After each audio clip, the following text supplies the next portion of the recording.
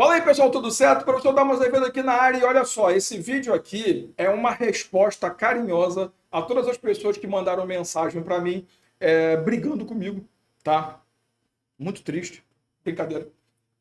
Que eu fiz recentemente vídeos, se vocês não viram ainda, por favor, veja que vai ajudar muito na sua preparação, mostrando como que a FGV cobra o direito administrativo. Fiz um vídeo mostrando como que ela cobra o direito constitucional. Só que eu recebi muita mensagem do pessoal falando assim: pô, professor, legal aquele vídeo, você mostrou por questão como é que é a formatação, mas por que você não resolveu as questões detalhando ali a resposta, né? Eu ficava assim, pô, cara, mas a intenção do vídeo não era essa, era só mostrar a formatação e tal. Mas aí vocês me convenceram, tá? E por que não pegar aquelas questões que vocês viram que não foram questões muito fáceis e trabalhar em cima delas? Porque aí eu posso mostrar novamente como funciona a FGV, mas agora através da análise das questões, e inclusive te mostrar como que funciona uma preparação baseada em análise de questão e não simplesmente só em resolução de questão, se jogando gabarito atrás de gabarito, fazendo 1000 questões por dia igual um doido, que não vai adiantar nada. Vamos lá? Professor Damas Azevedo, prazer estar com você aqui. Se você já me conhece há mais tempo, obrigado pela sua paciência de estar de volta. Se você não me conhecia ainda, tamo junto, casa é sua, fica à vontade. Gostou do material, gostou do conteúdo, dá aquele likezinho legal aí, se inscreve no canal, não esquece de compartilhar, dá uma moral. Vamos chegar a 200 mil, pô, tá chegando pertinho de 200 mil inscritos aqui no canal, dá essa moralzinha aí. Eu estou postando material pra caramba do MPU e claro que essas aulas, por exemplo, de resolução de questões servem para outros concursos também, qualquer concurso da FGV, e até são assuntos que você pode usar para estudar para outros concursos que nem a FGV seja, mas que tiver o assunto que eu vou trabalhar nas questões. Vamos junto? Vamos nessa? Então vamos lá, para não ficar te enrolando muito. Depois você comenta aí no vídeo, né, o que você achou das questões, tal, difíceis, fáceis, tal. Vamos embora, vamos para a guerra. Direito administrativo, queridíssima FGV. Vamos pegar as mesmas questões do vídeo que eu fiz, tá? As mesmas. Só que como o pessoal reclamou que eu não comentei, vamos comentar. Em meio ao anúncio do programa Águas de Pernambuco, realizado ontem pela governadora Raquel Lira, com aporte de 6,1 bilhões, uma notícia escapou das manchetes: a construção da barragem do Engenho Maranhão por meio de uma PPP, que deve ser formalizada em 2025. O projeto encontra-se em estado avançado de estudos no BNDES. A barragem do Engenho Maranhão é altamente estratégica para a nova economia, não só porque terá o dobro da capacidade de Pirapama, que pode acumular por causa do cacete, vai para casa do caramba, dane-se, não interessa o resto, que eu não tô nem aí. Gente, olha só, não é só porque eles copiaram uma notícia não, tá? A FGV adora questão grande, então não se estranhe de ter que ficar lendo. Claro que eu não estou lendo esse resto porque está muito claro que não interessa, mas é bom você ler com calma, não faça o que eu fiz, tá? De sair pulando, dane-se. Que a questão é sobre PPP. E a FGV ama cobrar parceria público-privada. Não à toa está no seu edital, não à toa está dentro de serviços públicos, que para mim é um dos assuntos mais complexos de se trabalhar com tranquilidade, né, no direito administrativo. E aí ele vem e fala sobre as PPPs, à luz da Lei 11.079, é correto afirmar que aqui é aquela típica questão que o examinador vai pegar qualquer artigo da lei e jogar, transformar em texto. Então, vamos lá. A administração pública poderá realizar adiantamento de contraprestação ao parceiro privado para aquisição pareio. Galera, nunca. A nossa legislação, ela estabelece que o pagamento pelo serviço, o pagamento feito ali para o contratado, só vai acontecer depois, obrigatoriamente depois do serviço objeto ter sido disponibilizado. Então a nossa lei não permite adiantamento. Tanto que a pessoa que vai participar da licitação, ela precisa provar que ela tem fôlego financeiro suficiente para cumprir o que está ali e depois ali efetivamente receber o dinheiro. Claro, nada impede que durante a licitação se estabeleça uma forma de pagamento parcelado. Entregou uma parte, eu pago uma parte. Mas eu só posso pagar depois de disponibilizado determinada etapa do objeto. Então, não. Adiantamento nem ferrando, tô fora. O contrato de PPP poderá prever a constituição de sociedade. Parei, não vou nem ler mais o resto. Poderá, casa do caramba. Galera, parceria público-privada é caracterizada por você ter um parceiro público e um privado. Desculpa, eu sei que é meio óbvio. Mas por que eu estou falando isso? Se eu tenho um parceiro público e um privado, quem vai mandar na bagaça? Quem é que vai ter a voz final na parada? É claro que um não vai querer deixar para o outro. Então, qual é a melhor forma de se resolver? Cria-se uma nova pessoa jurídica com as características dos dois lados, representando os dois lados, criando um equilíbrio ali. Então, a nossa lei, ela não permite, ela exige que seja criada uma sociedade de propósito específico, a tal da SPE. Inclusive, é uma coisa que cai muito em prova e vale a pena observar. Essa sociedade, ela não precisa ser constituída para participar da licitação, tá? Ela só precisa ser constituída para assinar o contrato resultante da licitação. Eu vou constituir, eu vou, na verdade, fazer um contrato de intenção de constituição da SPE, e aí vai ter representante da futura sociedade participando da licitação. Depois, se eu for declarado vencedor, vencedora, eu vou lá e assino o contrato como SPE. Aí eu crio a sociedade. Até porque seria meio idiota você criar uma pessoa jurídica, participar da licitação, perder e desfazer a pessoa jurídica. É só para pagar imposto no final das contas, tá? Então, poderá o caramba. O erro daqui é que não pode, deve. É permitida, na PPP, delegação do exercício do poder de polícia. Parei também. Parei. A gente tem na nossa lei, o artigo 4º, 5º, sei lá, várias coisas que não podem, inclusive delegação do poder de polícia. Não, não tem lógica. Você entregar para a PPP, ainda mais para quem estudou poder de polícia, sabe como é que funciona essa delegação. Ela não pode ser plena, tem que ser alguns atos específicos. Quando você estuda ciclo de polícia, fase da polícia, você entende muito melhor isso. Mas a própria lei deixa claro, não, não pode. Tá? Então, vamos para a próxima. Delegação do exercício do poder de polícia não é possível, tá? Inclusive, o erro estaria nessa palavrinha aqui. É vedada a prestação de garantia por empresa estatal de obrigações pecuniárias contraídas pela administração pública. Vedada não, é permitida. Inclusive, a lei ela prevê quais são as situações que permitem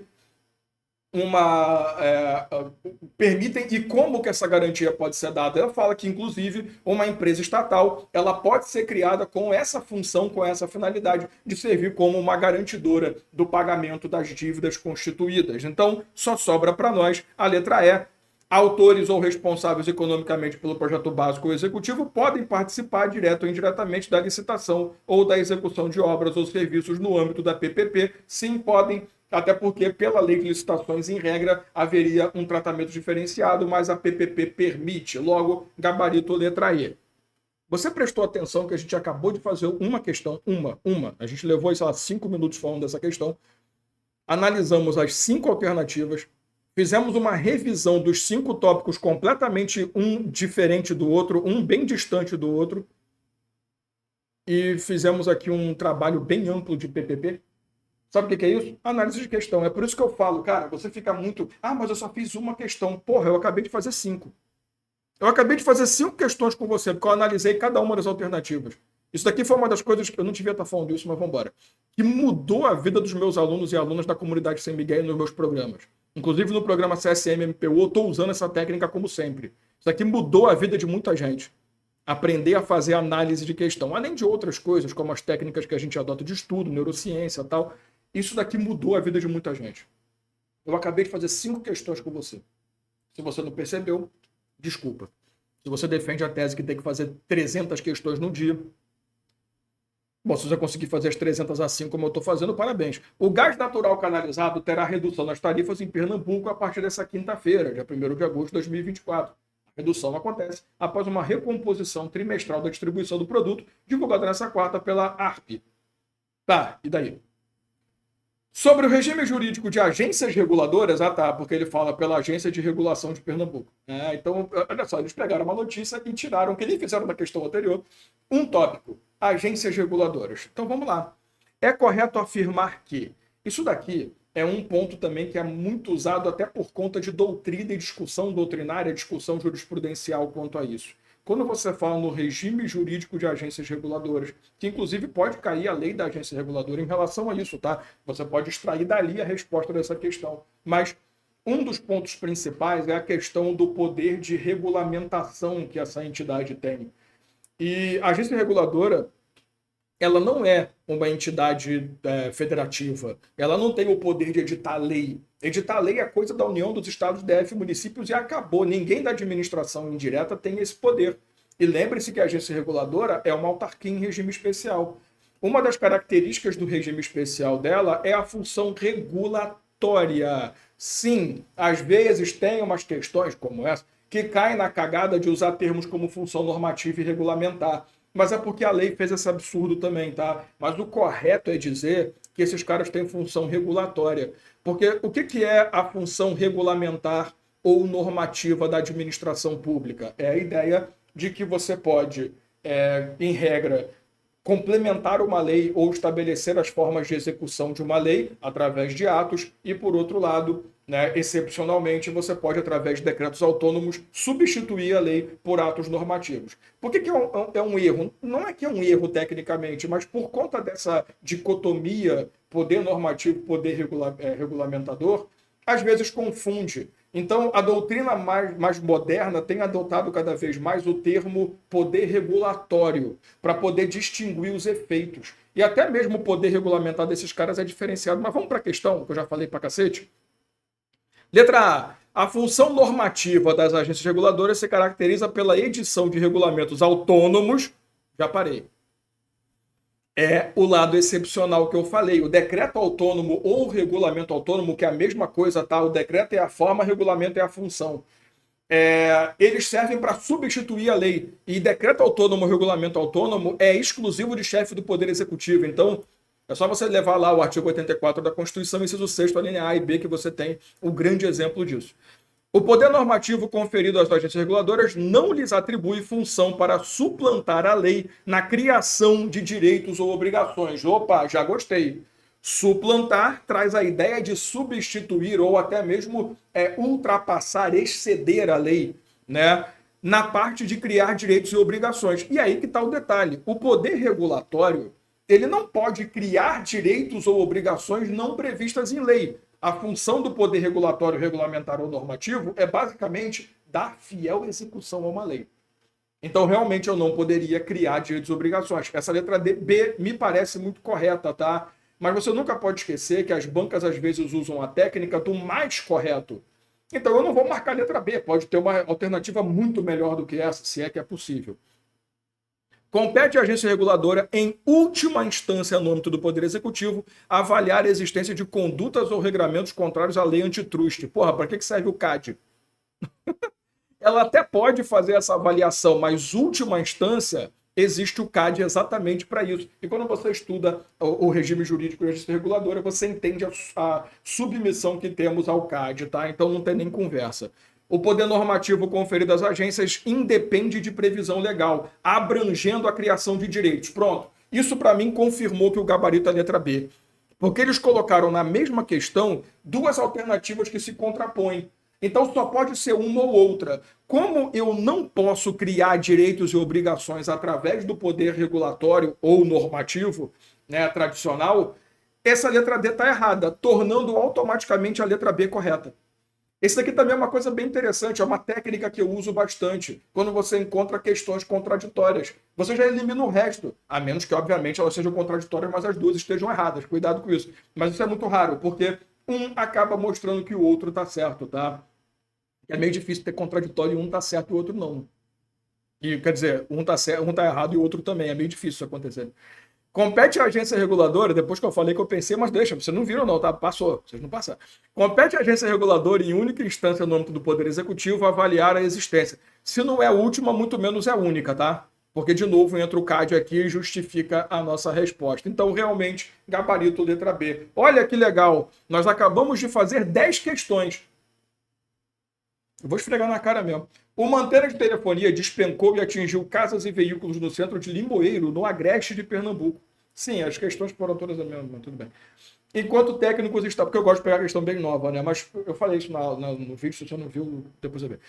Estavam fazendo manutenção na base do equipamento. 2 pessoas foram atingidas e lesionadas. Sob a responsabilidade civil da concessionária de serviços de telecomunicação ou competência para julgamento, é correto afirmar que... Você vê que, assim, interessante que a própria questão, ela já te deu a informação que essa entidade aqui é uma concessionária. O que significa ser uma concessionária? É uma pessoa jurídica de direito privado, prestadora de serviço público, atuando sob concessão do Estado. Então, veja, na forma do artigo 37, parágrafo 6º da Constituição, pessoas de direito público e pessoas de direito privado que prestam serviços públicos se submetem à estrutura da responsabilidade civil do Estado, que a gente chama erradamente, mas nos pontos, às vezes até certo, de responsabilidade objetiva. Hoje é muito difícil encontrar alguém falar isso porque já perceberam que é errado, porque excepcionalmente existe responsabilidade subjetiva. Mas aqui entra esse assunto, responsabilidade civil do Estado, responsabilidade extracontratual do Estado, chame você como quiser, tá? Então, ó, vamos lá, vamos fazer a questão aqui. A responsabilidade civil da concessionária será subjetiva. Não, já não vou nem ler. É objetiva, tá na cara, porque não tem nada que me configure ali uma questão que eu possa avaliar a subjetividade. Que é uma subjetividade pública ainda por cima, né? A Anatel será parte legítima para a demanda entre o usuário e a concessionária, comprovada a relação contratual. Pai do céu, né? A regra, quando você lida com responsabilidade civil do Estado, é que você tem duas ações distintas. O próprio parágrafo 6º do artigo 37 da Constituição deixa isso claro. Você tem uma ação indenizatória, que é proposta pela vítima contra a prestadora de serviço, no caso aqui a concessionária, e caso a concessionária perca, você tem uma ação regressiva da concessionária contra o agente público responsável pelo dano, se é que é possível identificar. Não à toa, a Constituição exige dolo ou culpa ali, porque é uma ação privada, do direito privado, do direito civil, né? Privada entre aspas, né? Do direito civil, privado. Pública, privada, no direito público. Você entendeu? Não, desculpa. A ideia aqui é a seguinte, a partir do momento que você tem essa distribuição, não dá para você falar que a Anatel vai estar no polo de alguma ação, porque a ação é entre a vítima e a concessionária apenas. Tá? Então, a Anatel não tem nem o que fazer aqui. A ação de responsabilidade civil será de competência da Justiça Federal, concessionária de serviço de telecomunicação, atuando na grade de Pernambuco. Convenhamos que, para ser deslocado para a Justiça Federal, eu preciso que seja uma empresa pública da União. Tá? E não tem nada aqui que me mostre que a gente está falando da União, mas eu não estou falando de empresa pública, eu estou falando de concessionária. Então eu já posso eliminar aqui, é justiça estadual. Porém, ainda tem pior. A Anatel é litisconsórcio passiva necessária. Gente, o que é o litisconsórcio para quem não conhece? Ó, se você não conhece isso, inclusive, nem precisa, porque isso aqui é processo civil, tá? A única vez que você vai falar em litisconsórcio efetivamente estudando direito administrativo, efetivamente, assim, é nisso aqui. Até pode falar em improbidade e tal, mas aqui que é o detalhe. Porque o que é litisconsórcio? É quando você tem que apontar todas as pessoas que fazem parte da obrigação. Então, qual seria a lógica? O Estado contratou uma empresa. Eu tenho que ajuizar uma ação contra a empresa e o Estado. Esse seria um litisconsórcio passivo necessário. Ele teria que vir junto. Só que no direito administrativo, na responsabilidade civil do Estado, já é entendido que isso não existe. Porque senão você estaria quebrando a regra de que se a concessionária perde, o Estado perde, né? Ou no caso a concessionária, ela tem ação regressiva contra o agente público. Se você trouxer a pessoa para cá junto, você vai estar quebrando, inclusive, a possibilidade regressiva. E não é só isso não, tá? Eu estou até indo mais longe do que precisa. A Anatel não tem nada a ver com isso. Eu estou até dando uma explicação que não precisava. Você tá vendo como é que ia fazer questão comigo? Eu viajo mesmo. Porque não precisa, inclusive. É só você pensar, porra, mas é a Anatel não tem nada a ver com a história. A concessionária é responsável. Pronto, parei já. Por que eu fui tão longe, né? A responsabilidade civil da concessionária é objetiva, perfeito, relativamente a terceiro, justo. Se tivesse usuários aqui estaria errado. A Constituição deixa isso claro. O STF também já falou. A Constituição fala terceiros, não fala usuários. Então, usuários e não usuários, não importa. Tá? Aqui tá, né? Ainda que não usuário. Perfeito, gabarito. Não tem nada aqui, cara. Não tem como... Não, tem sim. Como ser melhor. É ele trazer aqui ação regressiva na sequência. A responsabilidade civil pelos danos a terceiros não usuários é do poder concedente, respondendo à concessionária subsidiariamente. Poder concedente é quem contratou, né? Poder concedente e concessionário, né? Poder concedente, contratante, concessionário contratado. Não. Gabarito, letra D. Gostou? Legal? E aí? Questões difíceis? Complexas? Percebeu que a gente acabou de fazer 25 questões? Desculpa. O cara não sabe contar 15, ô jumento. 15? É porque normalmente eu faço 5 por dia, né? Aí com meus alunos aí são 25. 15 questões feitas aí num, sei lá, 18 minutos, com calma, detalhando tudo, analisando tudo e ainda te enrolando, falando um monte de coisa. Achou legal? Tranquilo? É assim que eu trabalho, cara. É assim que eu trabalho. Objetividade e, acima de tudo, revisão com qualidade. Beleza? A gente se vê então nos próximos vídeos. Eu vou fazer a mesma coisa em outros vídeos pra frente, com questões que vocês já viram ou não. Eu vou trazer mais questões. Eu sei que vocês gostam de resolução de questões. Eu vou trazer vídeos também trazendo ali teoria e tal. Vamos conversar. Belezinha? E ó, se você tem interesse no meu programa CSM MPU, ainda temos vagas abertas, sim, você pode aí acessar através da página que está aqui na descrição do vídeo. Lá você tem acesso à minha equipe pelo WhatsApp, pode tirar a dúvida que você tiver. Qualquer coisa, estou te esperando do lado de lá, lá no programa CSM MPU. Grande abraço e até um próximo vídeo.